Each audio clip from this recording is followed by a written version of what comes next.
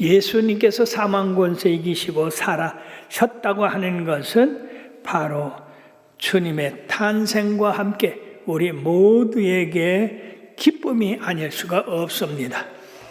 만약 예수 그리스도께서 다시 사시지 않았다면 우리는 사망 권세에 매여 고통과 그리고 괴로움 가운데 살다가 멸망당하고 말 것입니다마는 우리 예수님께서 사망 권세 이기시고 부활하심으로 새로운 소망과 새로운 세계 질서를 창조해 내셨습니다. 그러므로 예수님의 부활이야말로 이 세상 어둠의 권세에 대한 승리가 아닐 수가 없습니다.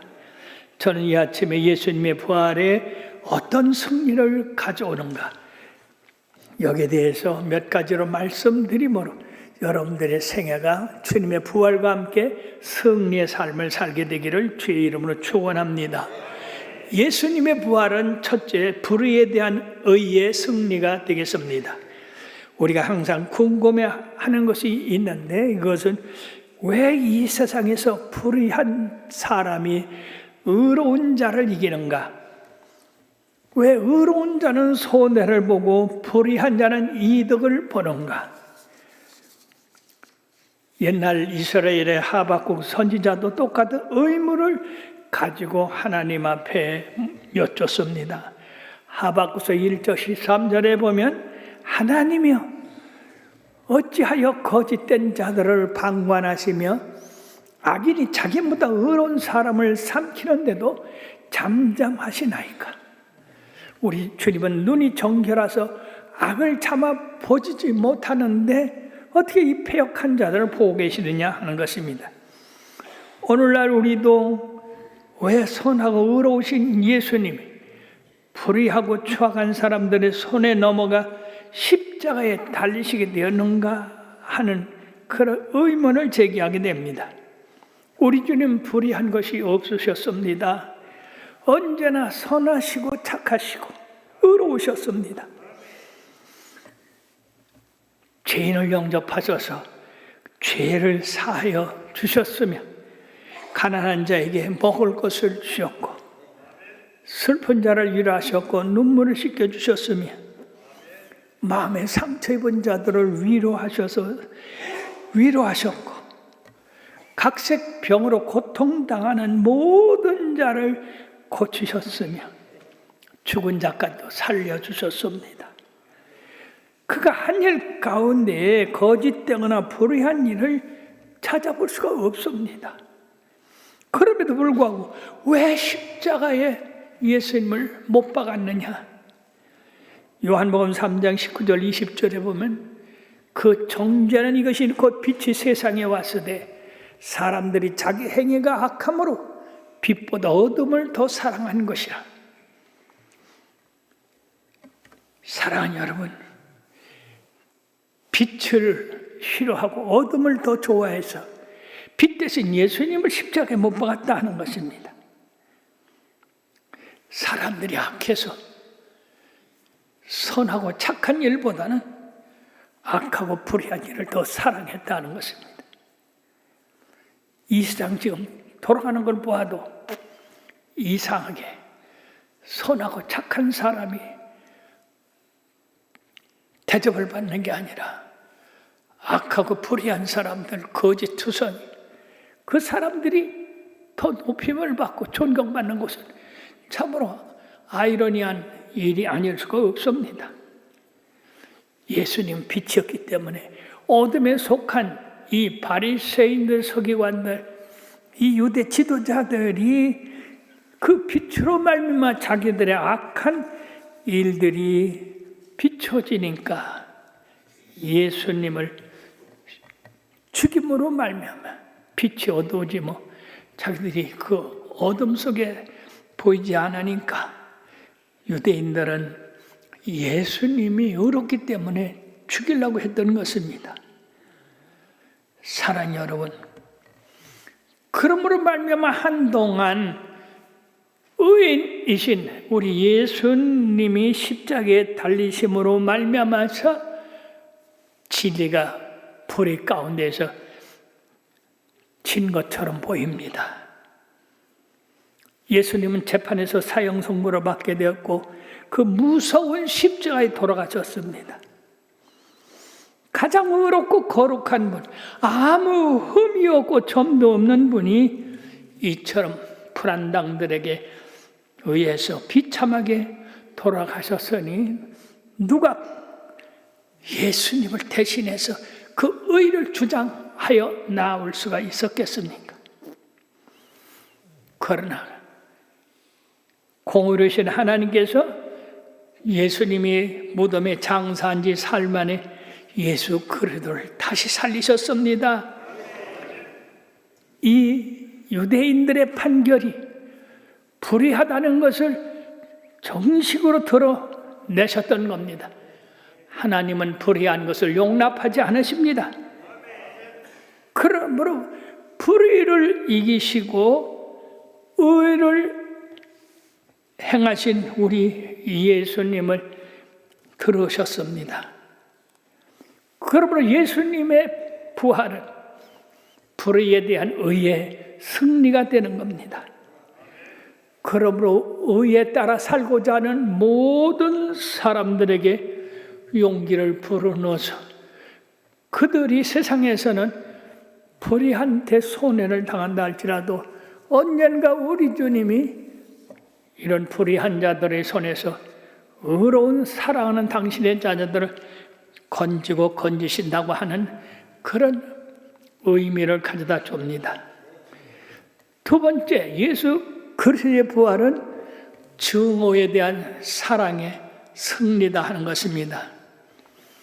십자가의 형벌은 우리 인간이 미워할 때 얼마나 잔인할 수 있는가를 보여주는 좋은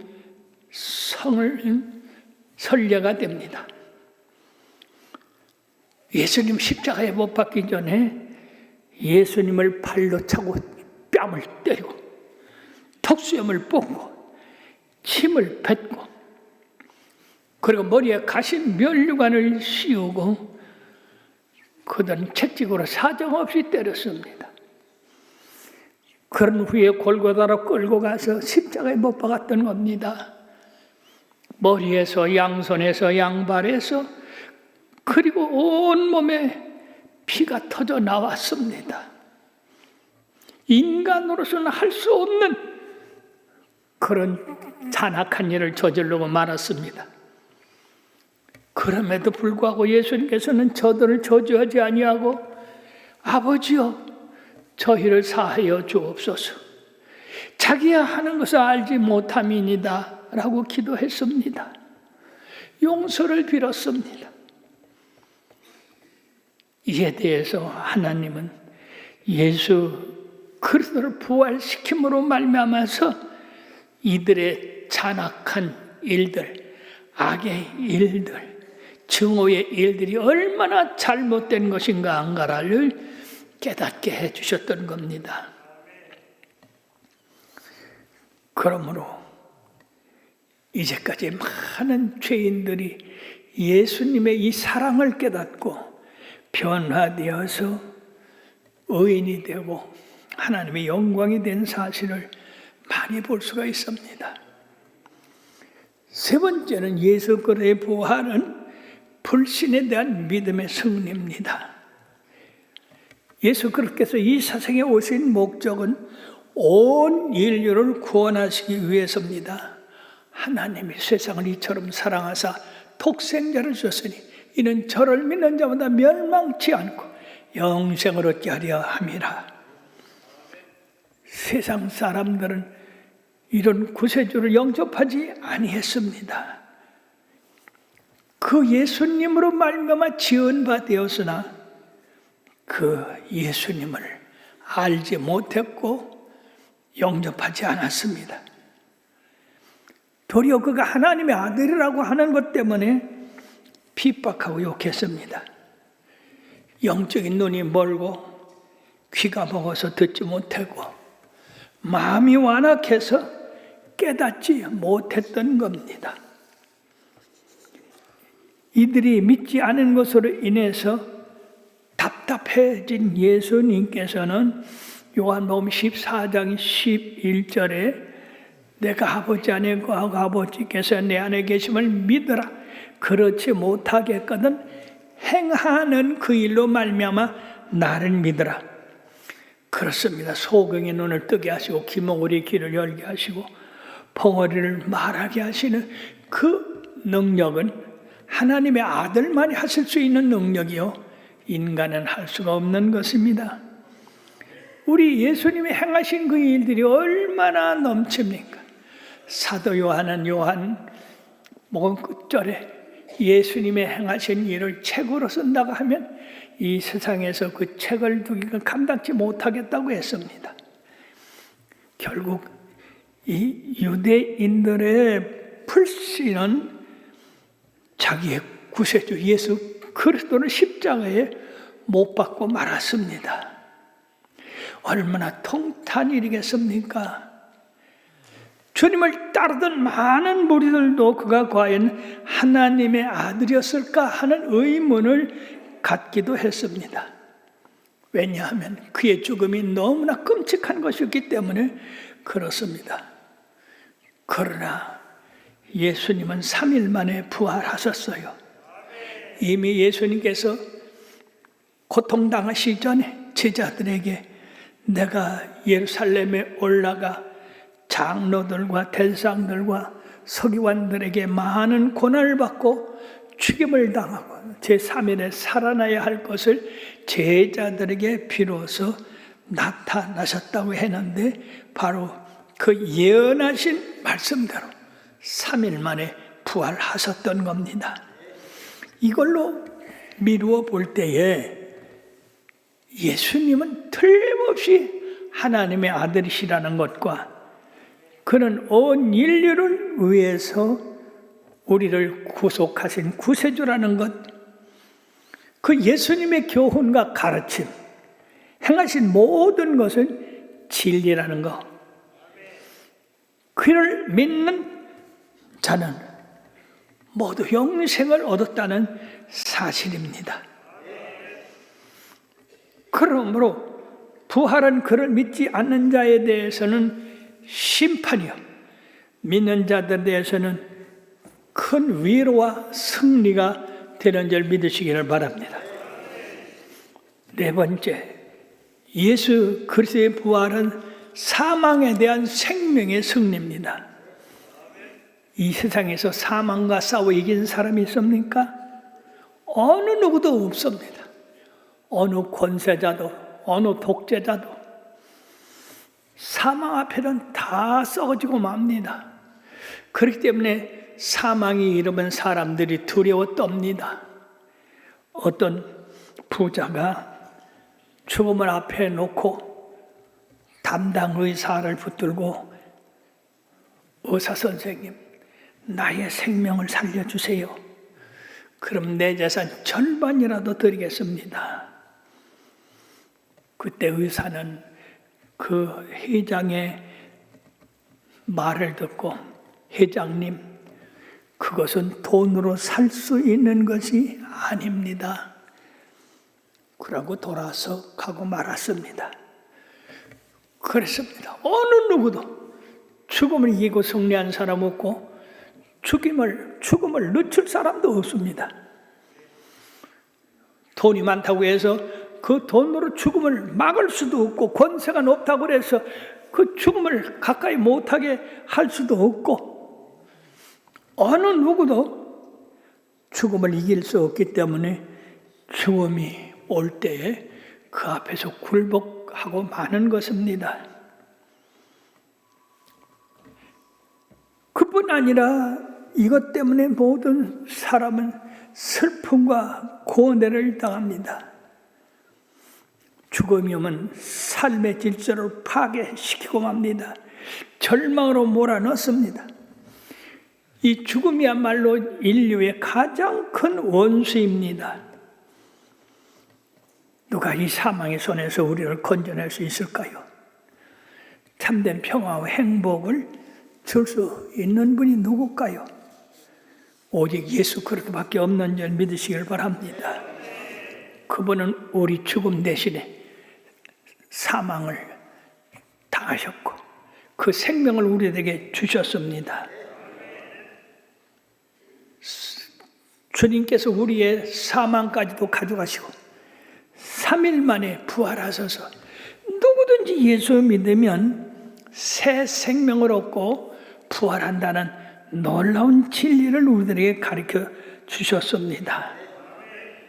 그러므로 예수 그리스도의 이 부활은 사망에 대한 생명의 승리가 되는 겁니다. 사망아, 너의 쏘는 것이 어딨냐? 사망아, 너 이기는 것이 어딨냐? 사망에 쏘는 것은 죄요, 죄의 권능은 율법이라. 그러므로 우리에게 힘을 주신 예수님 찬양한다고 했는데, 이 말씀은 바로 예수님께서 우리의 죄 때문에 대속해 주셨기 때문에 우리 믿는 사람에게는 사망이 오지 않는다고 하는 겁니다. 그리고 우리 주님이 율법을 완성하셨기 때문에 우리는 사망과 생관 없이 예수 그리스도를 믿음으로 그 부활의 생명을 얻게 돼서 영생에 들어가게 되는 겁니다. 마지막으로 예수님의 부활은 인간의 삶의 절망에서 소망의 승리를 가져오게 한다 하는 것입니다. 예수님 십자가에 달리셨을 때 세상이 다 무너지는 것 같았습니다. 주님을 따르던 사람들이 다 실망했습니다. 특히 엠마오로 내려가는 두 제자 낙심이 되어서 예수님을 따르던 그 길에서 벗어나고 말았습니다. 그러나 부활하신 예수님이 그 두 사람에게 나타나서 선지자들의 예언한 것과 성경의 말씀을 더디 믿는 자들이라고 책망을 하시고 주님이 살아나셔야 될 거 아니냐라고 그들을 다시 살아계신 예수님을 나타내 주심으로 엠마로 내려가던 길에서 예루살렘을 향하여 올라가게 됐던 겁니다. 사랑하는 여러분, 우리가 삶을 살면서 절망에 처할 때가 얼마나 많이 있습니까? 그럴 때 사람들은 마지막 생각하는 게 자살입니다. 그러나 사랑하는 여러분, 예수님을 받아들여서 예수님의 새 생명이 들어가면 자살하는 건 꿈도 꾸지 않습니다. 선다싱이라는 인도의 대전도자, 그도 일찍이 철학에 눈을 떠서 연구를 하다가 인생의 허무함을 느끼고 자살하려고 했습니다. 그러나 그에게 부활하신 예수님이 오셔서 그로 말미암아 인도 전역을 다니면서 복음을 전하는 선다싱이 되었던 겁니다. 그런가 하면 괴테의 이 파우스트라고 하는 놀라운 얘기가 있는데, 이 괴테도 인생의 허무함을 깨닫고 자살하려고 그렇게 했는데 그 새벽에 예수 부활하셨다, 예수 다시 사셨다 라고 하는 그 찬송을 듣게 되고, 자 그러면 다시 사신 예수님이 어떤 분인가? 예수님을 구주로 영접하고 믿게 됨으로써 그 유명한 작가가 됐던 겁니다. 사망아, 너 이기는 것이 어딨냐? 사망, 너의 쏘는 것이 어딨냐? 이렇게 외칠 수 있는 사람은 부활의 새 생명을 얻은 사람만이 하지, 부활의 새 생명을 얻지 못한 사람은 사망의 근처만 얻어 벌벌벌 떱니다. 사랑하는 여러분, 이 사망이 얼마나 추하고 더러운 줄 압니까? 우리가 살아있을 때는요, 그걸 몰라요. 그러나 병이 들어서 죽음이 찾아오면요, 그 어색한 어둠이 우리의 생명을 가리기 시작합니다. 죽음이 다가와서 썩게 만듭니다. 냄새가 진동합니다. 사랑하는 여러분, 나사로가 죽었을 때도 나흘이나 되어서 냄새가 난다고 예수님을 그 무덤에 데려가려고 하지 않았던 마리아, 그 사랑하고 존경하는 오라버니가 죽으니까 결국 이 죽음이 우리 속에 있는 생명을 다 뺏어갑니다. 썩는 냄새가 납니다. 지독합니다.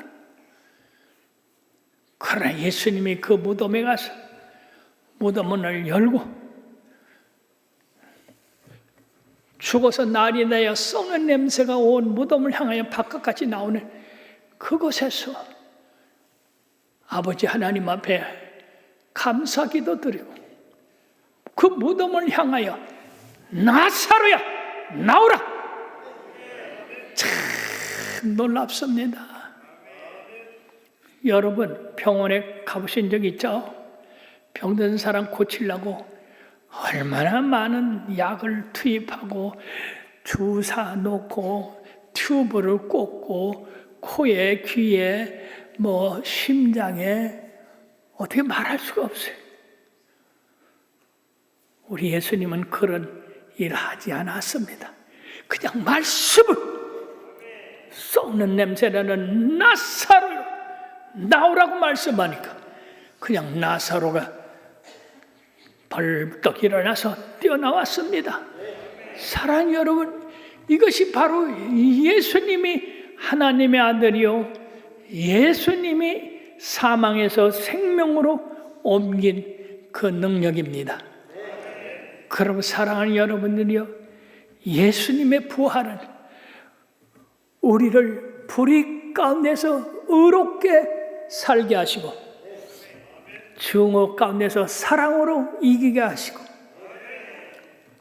불신대한 모든 믿음을 다 떨쳐버리고 오직 믿음으로 사는 마음을 갖게 하시고